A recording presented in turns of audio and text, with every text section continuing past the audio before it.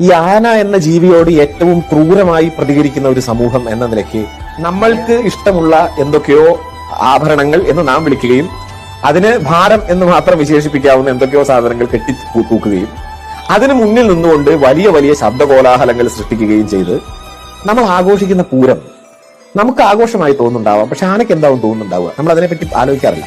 ഇതിനെപ്പറ്റി ആലോചിച്ച കേരളത്തിലെ ഒരു കവിയുണ്ട്, അദ്ദേഹത്തിന്റെ പേര് വൈലോപ്പിള്ളി ശ്രീധരൻ എന്നാണ്. സഖ്യന്റെ മകൻ എന്ന പ്രസിദ്ധമായ ഒരു കവിത അദ്ദേഹത്തിൻ്റെതായിട്ടുണ്ട്.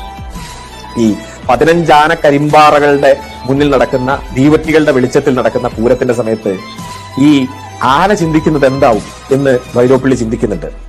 ഓരോ പൂരത്തിനകത്തെ കാഴ്ചകളും ആനയെ സംബന്ധിച്ചിടത്തോളം ആനയുടെ മനസ്സിനകത്തെ വന്യമായ സ്വപ്നങ്ങൾക്കകത്ത്, വനാന്തരത്തിനകത്ത് ആന ജീവിക്കുന്ന ഏതോ തികച്ചും വന്യമായ ഒരു ജീവിതമായിരിക്കും ആന ഓർത്ത് സ്വപ്നം കാണുന്നത് എന്ന് വൈലോപ്പിള്ളി എഴുതുന്നുണ്ട്. അത് എഴുതുന്ന സമയത്ത് വൈലോപ്പിള്ളി അവസാനം ഈ ആന